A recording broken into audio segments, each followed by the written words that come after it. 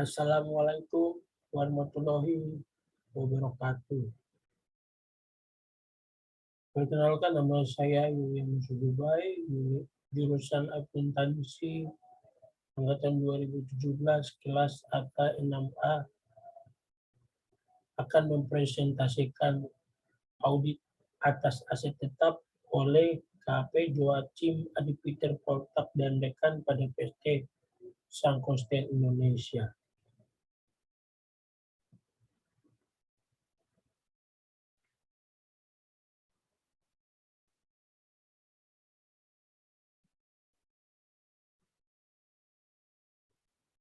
Kita di sini akan membahas pertama latar belakang, yang kedua audit atas aset tetap, yang ketiga profil KP Joachim Adipiter Poltak dan Dekan, yang keempat pembahasan, yang kelima kesimpulan.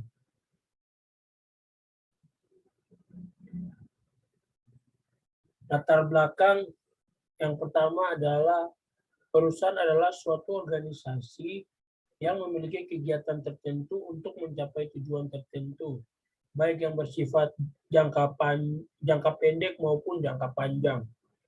Tujuan setiap perusahaan yaitu untuk memperoleh laba maksimum. Salah satu faktor tersebut adalah dengan adanya aset tetap yang digunakan dalam mendukung kegiatan operasional perusahaan. Yang kedua, aset tetap akan digunakan berulang-ulang dalam periode yang akan datang. Masa penggunaannya terdapat pengeluaran rutin maupun khusus. Perusahaan harus dapat menentukan apakah pengeluaran tersebut layak dibebankan atau sebenarnya akan lebih baik jika diganti dengan yang baru. Yang ketiga, aset tetap merupakan aset yang memiliki masa manfaat lebih dari 1 tahun, serta digunakan untuk aktivitas perusahaan dan tidak dimaksud untuk dijual karena memiliki nilai material yang sangat signifikan. Aset tetap perusahaan antara lain tanah, bangunan, kendaraan, peralatan mesin, dan inventaris, kantor, dan aset lainnya yang berfungsi untuk membantu kelancaran perusahaan menjalankan kegiatan operasional dalam menunjang aktivitas perusahaan. Yang keempat, PT Sangkostel Indonesia adalah badan usaha milik negara yang bergerak di bidang manufaktur. Untuk menjalankan kegiatan operasionalnya, PT Sangkostel Indonesia membutuhkan laporan audit aset tetap yang dimiliki PT Sangkostel Indonesia laporannya adalah HB1 Land dan HB2 Building dan Struktur, HB3 Vehicle, HB4 Tools, Furnitures and Fixtures 1, H4B5 Tools, Furnitures and Fixtures 2, H4B6 Machine. Tujuan penulisan adalah 1. Mendeskripsikan gambaran umum dan tujuan audit aset tetap pada PT Sangkostel Indonesia. 2.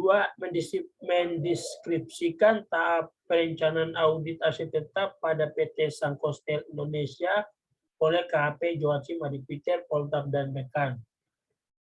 Yang ketiga adalah mendeskripsikan tahap pelaksanaan audit aset tetap pada PT Sangkostel Indonesia oleh KP Joachim Adipiter Poltak dan Dekan.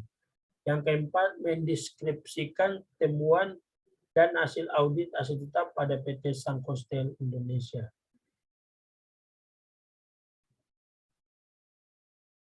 Audit itu sendiri adalah suatu proses sistematis untuk secara objektif mendapatkan dan mengevaluasi bahan bukti mengenai asersi tentang kejadian dan kegiatan ekonomi untuk keyakinan tingkat keterkaitan antara asersi tersebut yang telah ditetapkan dan mengkomunikasikan hasilnya kepada pihak-pihak yang berkepentingan menurut AIS 2012.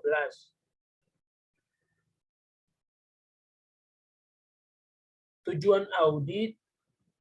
Yang pertama, tujuan audit oleh auditor independen adalah untuk menyatakan pendapat mengenai kewajaran dalam semua hal yang material, posisi keuangan, hasil keuangan, serta haruskah sesuai dengan prinsip-prinsip akuntansi yang berlaku umum.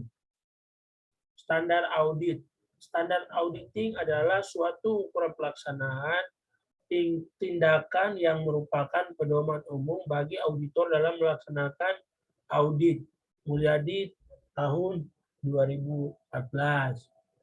Proses audit. Proses audit ini adalah instruksi rinci untuk mengumpulkan tipe bukti audit tertentu yang harus diperoleh pada saat tertentu dalam audit. Mulyadi juga. Prosedur yang keempat adalah prosedur pemeriksaan aset audit. Untuk sebagian besar entitas, hasil tetap menunjukkan jumlah yang material dalam laporan keuangan. Ketika mengaudit klien, lama fokus hanya pada aktivitas tahun berjalan karena aset yang didapat di tahun terdahulu telah menjadi subjek dari prosedur audit pada waktu perolehannya.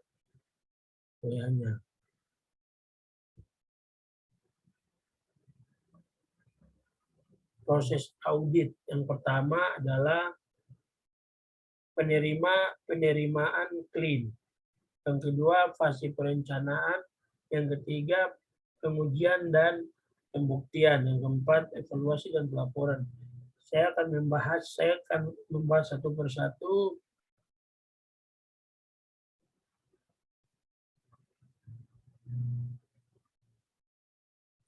Yang pertama adalah penerimaan klaim. Dalam fase ini, KAP menentukan apakah akan menerima klaim baru dan akan melanjutkan audit untuk klaim yang lama. Prosedurnya A. Evaluasi latar belakang klaim dan alasan klaim meminta audit. B. Menentukan auditor yang bertugas harus memenuhi persyaratan etika tentang klaim. Klien. Yang C. Menentukan staf audit yang berkompeten untuk melaksanakan penugasan audit atau dapat meminta bantuan profesional dari 2KP.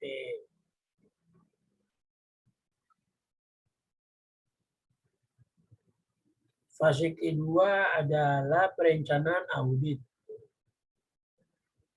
Tujuan dalam fase ini untuk menentukan jumlah dan jenis bukti yang diperlukan agar auditor dapat memperoleh keyakinan bahwa laporan keuangan tidak mengandung salah saji.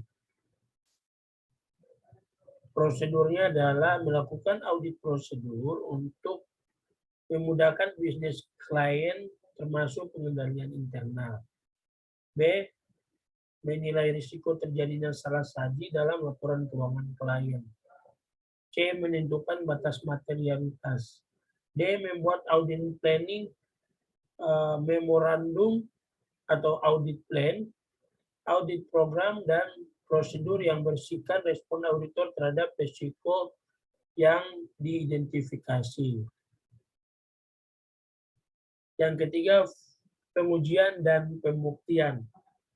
Dalam fase ini dilakukan tes terhadap bahan bukti yang mendukung pengendalian internal dan kewajaran laporan keuangan. Prosedurnya A. Melakukan tes atas kontrol.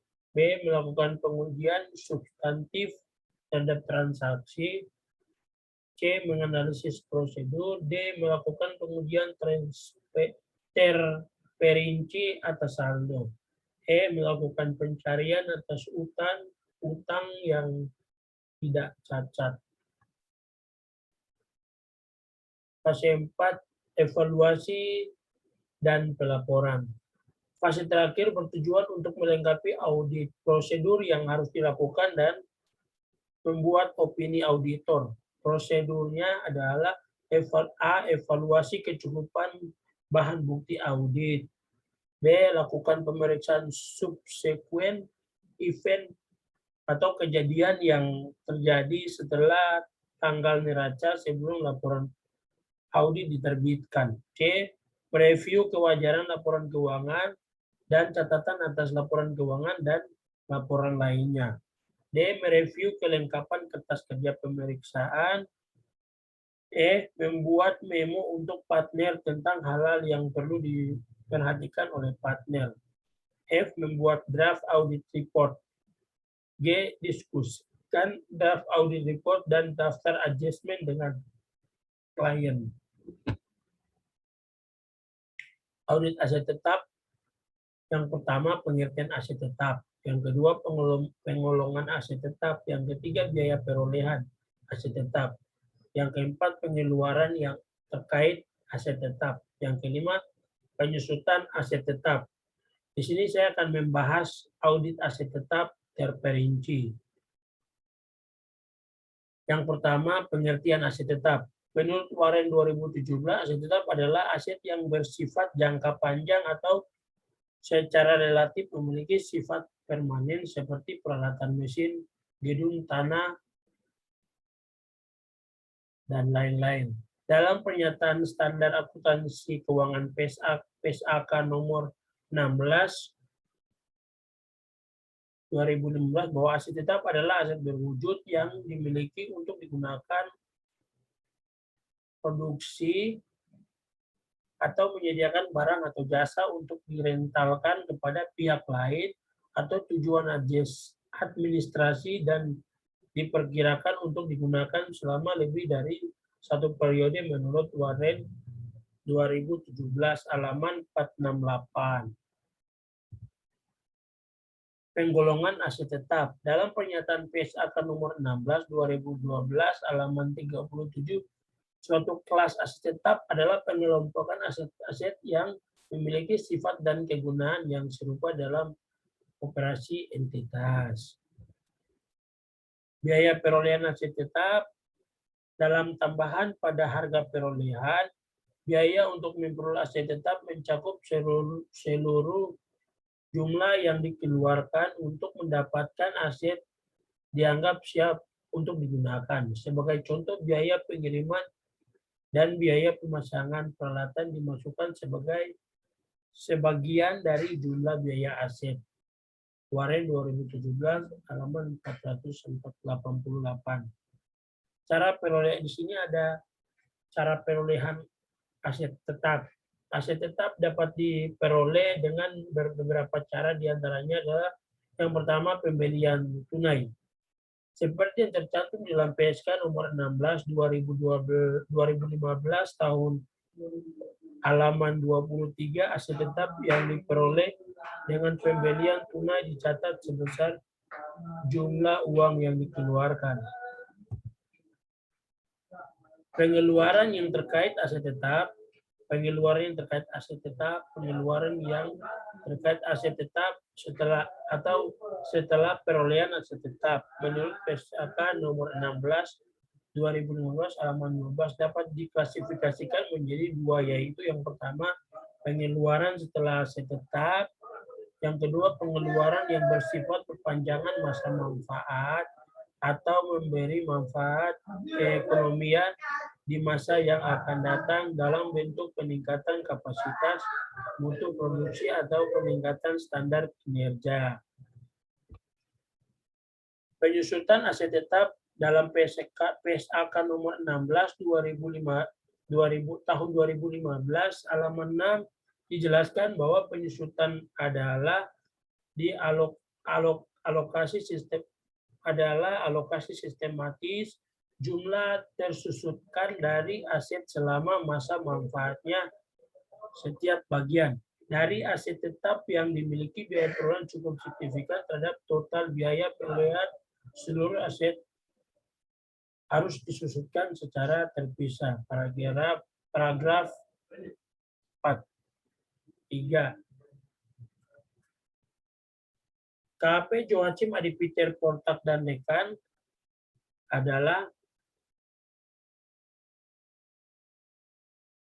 adalah sebuah firma untuk akuntan publik yang berafiliasi dengan Lea Global atau Leadin Edge Alliance, beralamat di Geraha Mandiri lantai 24 Jalan Imam Bonjol nomor 61 Jakarta Pusat 10310. Yang ketiga, pelayanan yang diberikan terdiri dari assurance, accounting, and taxation. Yang keempat adalah salah satu managing partner ini yang sangat berpengalaman adalah bidang audit Bapak Joachim.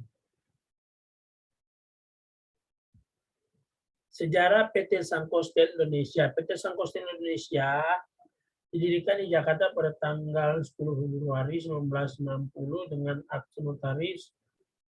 Akta pendirian tersebut telah disahkan oleh Menteri Kehakiman Republik Indonesia dengan surat keputusan tanggal 26 Februari 1990 dan didaftarkan di kantor Pengadilan Negeri Jakarta Pusat pada 27 Februari 1990 serta telah diumumkan dalam Berita Negara Republik Indonesia pada tanggal 13 Desember 1991.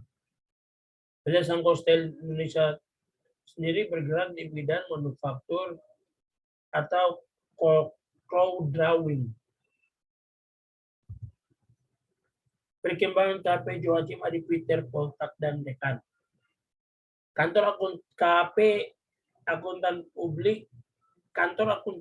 di Joachim Adi Peter Poltak dan Dekan dengan nama Joachim Sulistyo dan Dekan JSA pada tanggal 26 Agustus 2005 sesuai dengan akta notaris nomor 2 oleh Tri Firdaus Akbarsyah SA. Izin usaha dari Menteri Keuangan diperoleh pada tanggal 11 Oktober 2005 dengan nomor surat K345-5/2005.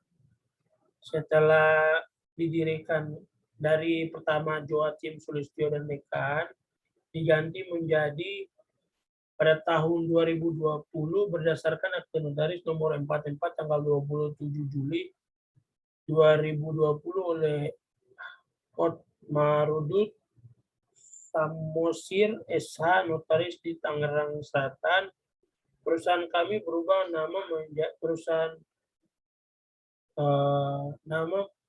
nama menjadi Joachim Adi Peter Poltak dan Dekan JAPP dengan izin usaha dari Kementerian Keuangan Republik Indonesia nomor 679-KM-1/2020 tanggal 27 November 2020. Visi dan misi KP Joachim Adi Peter Poltak dan Dekan. Visinya didirikan pada tahun 2005 dan menyediakan layanan jaminan dan non-jaminan yang komprehensif termasuk layanan akuntansi, keuangan, perpajakan, dan konsultasi melalui jaringan global dengan menjadi anggota Leading Edge Alliance atau disingkat LEA. Misinya KP Joachim Adi Peter Poltak dan Dekan adalah didirikan pada tahun 1999. LEA Global adalah asosiasi profesional internasional terbesar kedua di dunia. Aliansi lebih dari 226 firma anggota beroperasi di 620 kantor, fokus pada akuntansi dan audit. Layanan jasa KP Joachim Adi Peter Poltak dan Dekan adalah Kantor Akuntan Publik Joachim Adi Peter Poltak dan Dekan adalah kantor akuntan publik terdaftar yang menyediakan jasa profesional di bidang audit dan jasa atestasi lainnya, konsultasi manajemen dan perpajakan sesuai dengan regulasi yang berlaku dan kompetensi yang dimiliki. Jasa yang diberikan meliputi berbagai kegiatan yang dapat menciptakan nilai tambah, yaitu 1. Jasa assurance, audit umum atas laporan keuangan. Melakukan audit umum atas laporan keuangan untuk memberikan pernyataan terhadap pendapat mengenai kewajaran laporan keuangan. Yang kedua, B adalah audit khusus. Melakukan audit secara mendalam untuk aspek tertentu, akun tertentu, atau kinerja dan informasi tertentu yang menyertai laporan keuangan.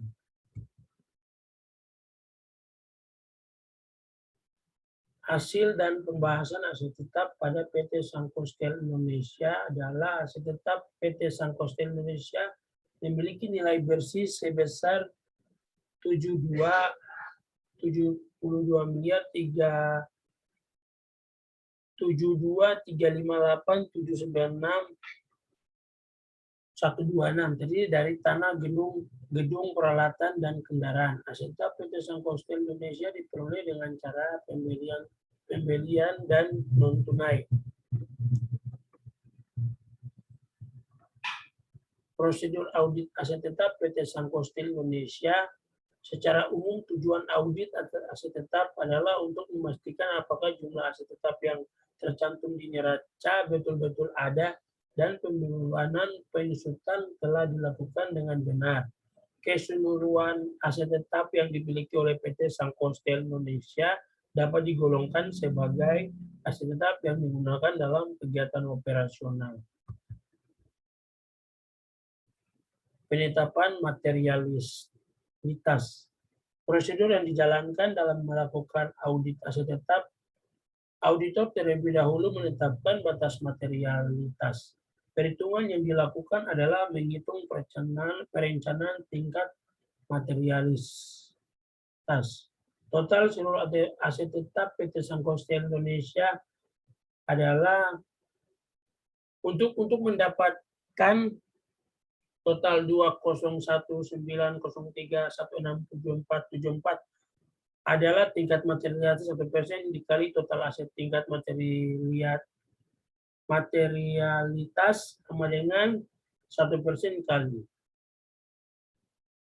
21.903.16447 sama dengan didapatlah 201.903.164.474. Tingkat materialitas yang dipakai yaitu sebesar 2,019,031,674. Jika ditemukan salah saji lebih dari 2,019,031,674, hal tersebut akan mempengaruhi pengambilan keputusan oleh KPU Jawa PT Poltab dan rekan terkait laporan keuangan PT Sangkostel Indonesia. Temuan dokumen audit dan jurnal koreksi. Berdasarkan pemeriksaan terhadap aset tetap PT Sangkostel Indonesia yang telah dilakukan oleh auditor menemukan beberapa kekeliruan yang perlu diperbaiki. Setelah auditor melakukan pemeriksaan terhadap kekeliruan yang perlu diperbaiki setelah aset tetap PT Sangkostel Indonesia, auditor beberapa temuan terhadap diantaranya adalah setelah auditor melakukan pemeriksaan dan perhitungan ulang terhadap nilai akumulasi penyusutan kendaraan Sparepat pada PT Sangkostel Indonesia, ditemukan bahwa terdapat selisih perhitungan antara manajemen PT Sangkostel Indonesia dan auditor manajemen PT Sangkostel Indonesia untuk mencatat akumulasi kendaraan Sparepat per tanggal 31 Desember 2020 sebesar Rp 128.218.752. Sedangkan hasil perhitungan ulang auditor diperoleh nilai sebesar dan terdapat selisih sebesar 1.499,997.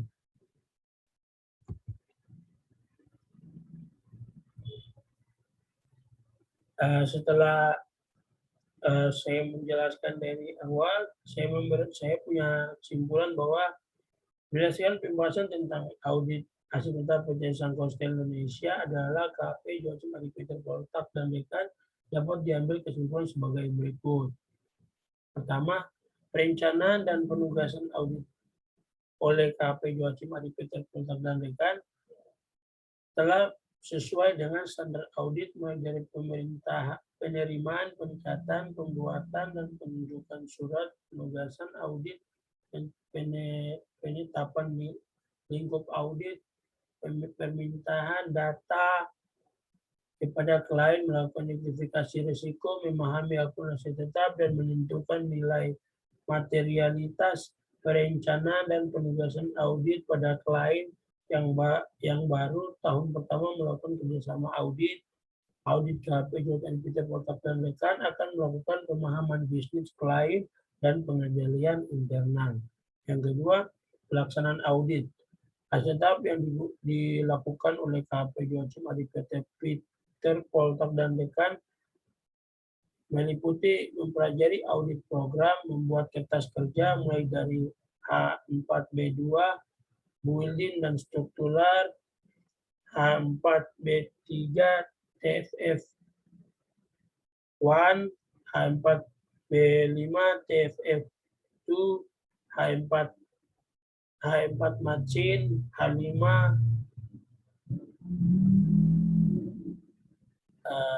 vehicle, H6, schedule, analysis prosedur, dan dibutuhkan kemudian melakukan sampling terhadap keabsahan transaksi yang tercatat. Yang ketiga, hasil audit oleh KP Joachim Adi Peter Poltak dan Dekan berdasarkan pada temuan-temuan yang didapatkan selama proses pelaksanaan audit hasil tetap. Temuan atas audit hasil tetap ini tidak termasuk kesalahan material karena nilai yang kurang tetap masih di bawah nilai yang terdapat di torerio yang telah ditentukan pada perencanaan audit, yaitu menentukan materialitas aset tetap.